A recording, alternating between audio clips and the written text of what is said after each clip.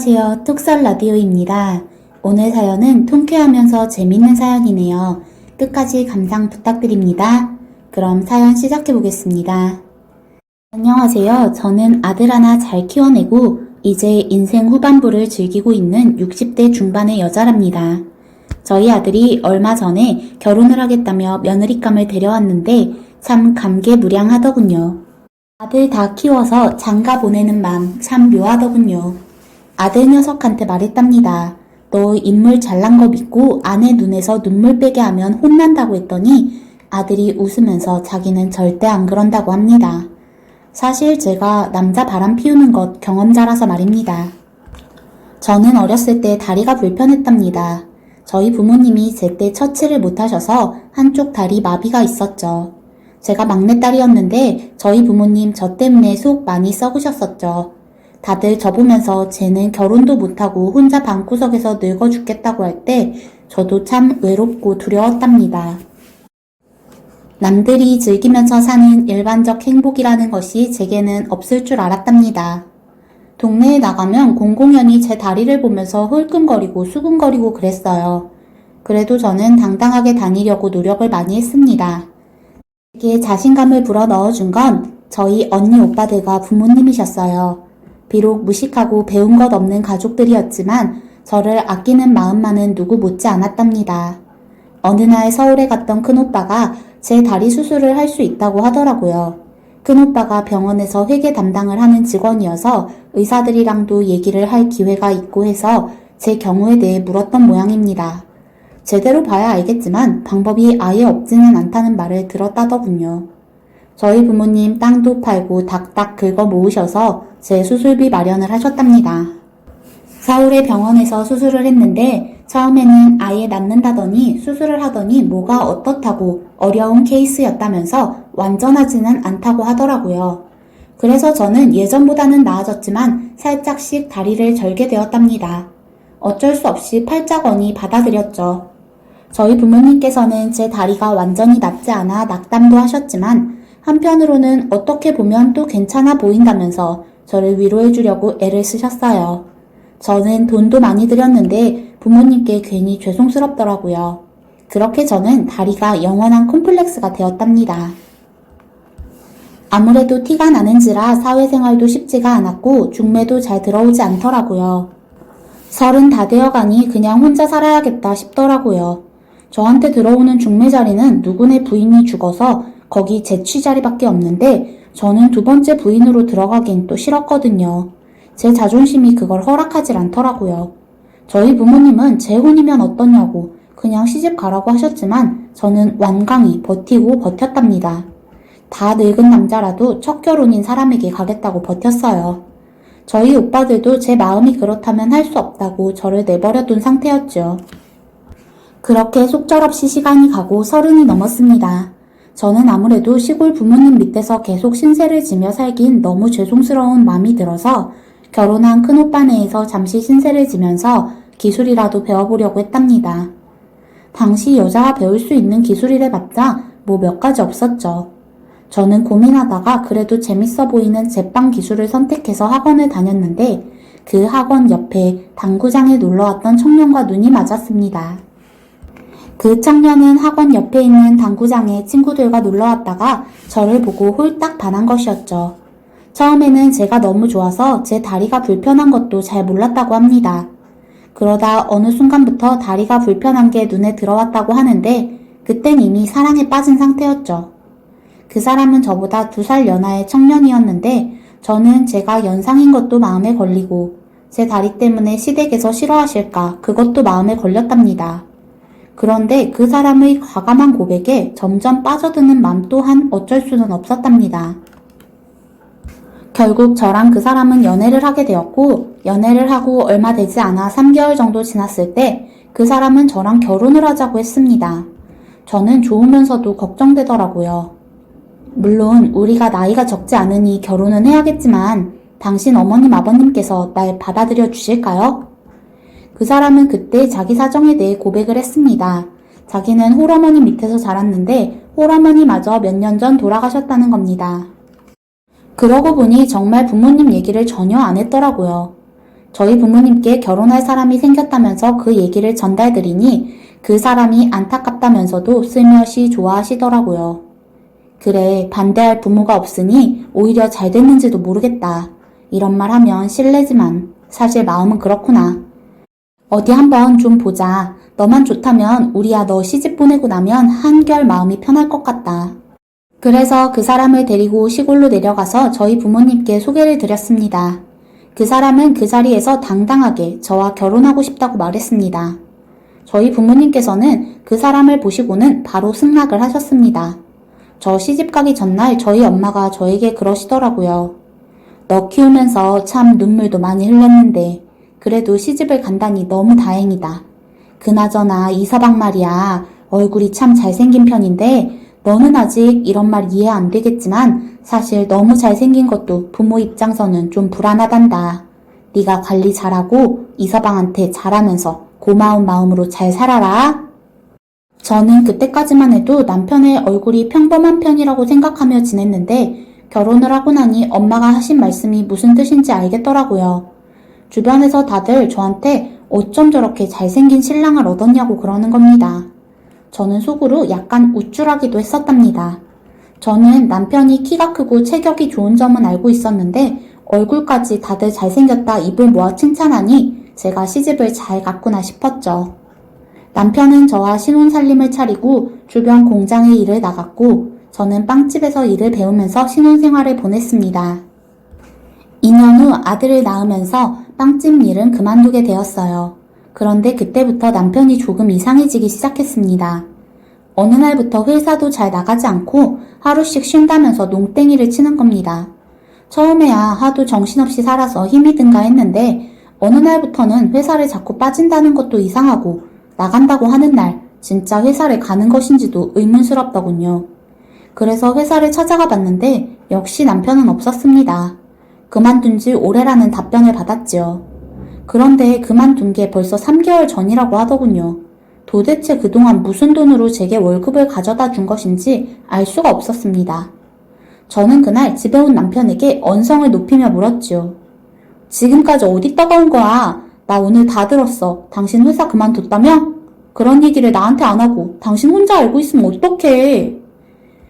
제가 막 난리를 치는데 남편은 미안하다면서도 한편으론 태도가 느긋한 겁니다.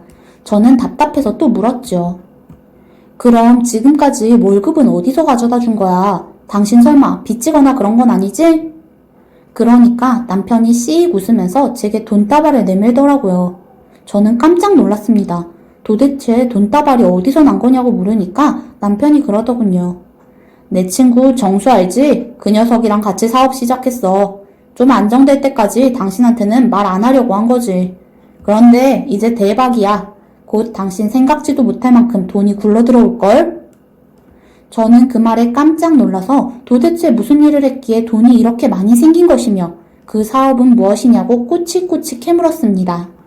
그러나 남편은 뭐 외국에다 공장을 차려서 하는 일이라나 저에게는 설명해도 제가 못 알아듣고 남자 하는 일에 여자가 신경 쓰는 거 아니라며 살림이나 잘하라고 하더라고요. 저는 어안이 벙벙했지만 제 앞에 도는 실물이었기에 남편 말을 믿을 수밖에는 없었답니다. 저는 매일 남편 사업이 뭔지도 모르면서 남편 사업 잘 되라고 기도를 했었답니다. 남편은 한 몇 달 정도는 제게 꼬박꼬박 월급 이상의 돈을 가져다 주었고 저는 남편과 그 친구라는 사람의 사업이 잘 되어가고 있다는 것으로 철석같이 믿고 있었답니다. 그러나 얼마 후 그 모든 것이 사실이 아니라는 것을 알게 되었습니다. 순식간에 모든 일이 벌어졌습니다. 집이 넘어가고 저희 가구들에 전부 딱지가 붙고 남편은 연락도 안 되고 저는 일단 아이를 데리고 시골집으로 피신을 했답니다. 얼마 후 남편과 연락이 닿아 남편이 마련한 거처로 갔습니다. 아이는 저희 부모님께 맡겨두고 저만 남편에게 갔는데 남편은 제게 무릎을 꿇고 빌더군요. 여보 미안해. 내가 죽을 죄를 지었어. 사실 나 그 정수 녀석 말만 믿고 투자를 했는데 그게 잘못되어 버린 거야. 고생하는 당신 호강시켜주고 싶은 생각에 사업 한번 해볼까 했는데 전부 산산조각나고 어떻게 메꿔보고 싶은 생각에 도박판에 들어갔는데 그게 빚에서 빚으로 계속되고 결국 이렇게 되어버렸어. 여보 정말 미안해. 나 버리지 말아줘. 제발. 저는 어이가 없어서 눈물만 줄줄 흐르더군요. 어떻게 이런 큰일을 벌이면서 저에게 상의 한마디 안 하는지요. 너무도 남편이 원망스럽고 미워서 마구 때리면서 소리도 지르고 난리를 쳤지만 바뀌는 것은 없었답니다. 결국 상황을 인정해야 했죠. 남편에게 빚이 얼마냐고 물었습니다. 남편은 힘없이 얼마라고 하더군요. 그래도 생각보다는 크지는 않은 금액이었어요. 몇 년 고생한다면 다시 시작할 수 있을 것 같았답니다. 그래서 저는 남편에게 각서를 받았어요. 절대 딴짓하지 않고 성실히 일해서 같이 빚을 갚고 아이를 키우는데 최선을 다하겠다는 각서요. 남편에게 한 번만 더 기회를 주고 싶었답니다. 아이 아빠이기도 하고 제가 사랑하는 사람이기도 했고요. 그래서 시골 부모님께 아들은 맡겨놓고 저는 빵집에서 일을 하고 남편은 공장이며 막노동이며 마구에서 빚을 갚아 나갔는데 그러던 것이 얼마 되지 않아 남편은 도박에 또 빠져버렸습니다. 그때부터도 슬슬 일 나간다더니 다른 데로 빠지는 티가 나더라고요. 일하다 온 사람의 행색이 아닌 것 같았고 뒤를 밟아보니 또 도박판이더군요. 그때는 정말 참을 수가 없었습니다. 제가 한 번 기회를 줬는데 그 믿음을 또 저버리다니요. 남편 앞으로는 또 도박빚이 잔뜩 쌓여 있었습니다. 저는 매일매일 울면서 지냈습니다. 도대체 끝이 보이지가 않는 삶이었어요. 그 당시 이혼이 흔치는 않았지만 저는 이혼 결심을 했답니다. 아무래도 저와 아들이 살려면 그 방법밖에는 없을 것 같았어요. 얼마간 남편과 떨어져 지내면서 이혼 절차 알아보면서 분주히 살고 있었는데 어느 날 남편도 없는 집 앞에 웬 젊은 여자 한 명이 와 있더라고요. 저는 그 여자가 저희 집에 온 줄도 모르고 무심히 지나치려 했는데 그 젊은 여자가 저를 잡더니 제 이름을 대더군요. 저는 놀라서 그 여자를 보았습니다. 많이 봐야 대학생 정도 나이의 여자더군요. 23, 4 정도요. 누구냐고 물으니까 대답이 황당했습니다. 저 민기 오빠 여자친구요. 어이가 없더군요. 남편은 그 주제에 바람까지 피우고 있었던 것입니다. 도박판에서 노란하다 만난 여자인지 뭔지 알 수는 없었지만 저는 그 여자가 본부인인 나를 찾아와 뭘 얘기하려는 건지 궁금하더라고요. 그 여자는 마침 제게 할 말이 있다며 어디 조용한 데라도 가자고 하더라고요. 저는 일을 하다 와서 배도 고프고 그래서 국밥집이나 가자고 했습니다. 그 여자는 조용한 빵집이나 커피 파는 데라도 가려고 한 것 같은데 저는 배가 너무 고팠어요. 솔직히 남편이 외도를 하든 말든 전 관심도 별로 안 생겼어요. 꼴에 생긴 값 하느라 여자까지 건드렸구나 싶었어요. 어차피 이혼할 건데 알게 뭐냐였습니다. 빨리 밥 먹고 저 여자랑 대충 얘기 끝내고 집에 들어가서 자야겠다는 생각만 가득했는데 제가 국밥을 시켜 먹으니까 그 여자가 어이없다는 듯 제게 따지더라고요. 아니, 남편이 바람났다는데 지금 국밥이 들어가요? 저는 일단 밥을 한술 떠서 먹고는 말했습니다. 아니, 아가씨, 지금 뭘 잘못 생각하는 것 같은데? 아니지, 그건 됐고, 그래서 아가씨, 나한테 하려는 말이 뭐예요? 저기, 오빠 옆에 진드기처럼 붙어있지 말고 이제 이혼 좀 해주세요. 오빠가 당신한테 질릴 대로 질렸대요. 나랑 다시 시작하고 싶대요. 당신 다리 불편한 것도 싫대요. 그 얘긴 못 들었죠? 못 들은 얘기긴 하더라고요. 제가 다리 불편한 것 같고는 뭐라고 한 적 없는데 그 내연녀에게는 투덜거렸던 모양입니다. 제가 아무렇지도 않게 듣고 있으니 내연녀가 저한테 돈 봉투를 하나 주더라고요. 그걸 보니 300만 원이 들어있더라고요. 이건 뭐예요? 제가 물으니 내연녀가 한숨을 푹 쉬면서 말하더군요. 알아요. 솔직히 많은 금액은 아니에요. 근데 당신도 알잖아요. 오빠 사업 지금 힘든 거. 오빠가 당신한테 나중에 위자료 많이 주고 양육비도 준대요. 지금 내가 가진 건 이것뿐이에요. 이거라도 받고 당분간 아이 키우고 있으면 오빠 사업 잘 되면 그쪽한테 위자료 두둑하게 주라고 할게요. 제발 물러나주면 안 돼요? 저는 그 말에 웃음이 터질 뻔한 걸 간신히 참았습니다. 입꼬리가 슬금슬금 올라가는데 참으려니 미치겠더라고요. 그 여자는 남편이 사업가이고 제가 이혼을 안 해주려고 하는 것으로 굳게 믿고 있더군요. 저는 웃음을 꾹 참고 일단 돈을 집어넣고 말했습니다. 아, 그럼 생각 좀 해볼게요. 그리고는 후다닥 집으로 왔답니다. 지금 남편 앞으로 있는 빚이 얼만데 300만 원 주고 이혼해달라고 하면 저는 땡큐였죠. 저는 얼른 남편하고 만나서 후다닥 이혼 절차 밟고 그 여자랑 잘 살라는 말까지 해줬답니다. 그리고 얼마 후 소식을 들을 수 있었습니다. 남편은 도박빚으로 쫓기고 그 여자는 남편의 정체를 알고 나서 도망가 버렸다고요. 그 이후로 남편은 다신 나타나지 않았답니다. 그리고 15년이 지난 후 남편이 어딘가에서 죽었다는 소식을 듣게 되었습니다. 떠드는 생활을 하다 술을 먹고 길에서 객사했다고 합니다. 그래도 저희 가족들이 장례까지 치러주었답니다. 아이 아빠다 보니 어쩔 수가 없더라고요. 빚은 당연히 상속 포기했고요. 참, 지금 생각해보면 몸이 불편한 저 같은 사람도 열심히 살아보려고 최선을 다하는데 잘생기고 몸도 좋고 부족한 것도 없는 사람이 왜 그렇게 살았는지 모르겠어요. 저는 남편과 이혼 후 빵집에서 일을 하며 아이를 키웠고 50대가 되어서는 빵집을 개업하기도 했답니다.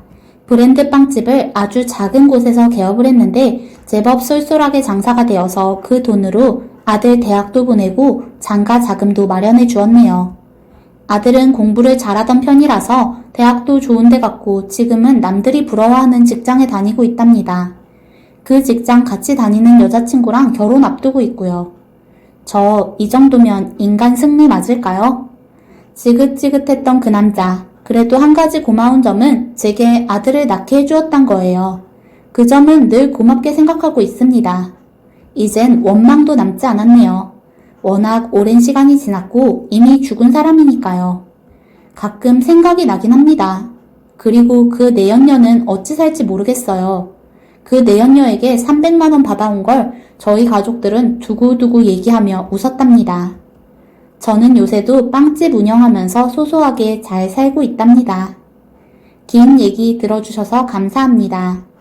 지금까지 톡설 라디오였습니다. 시청해주셔서 감사합니다.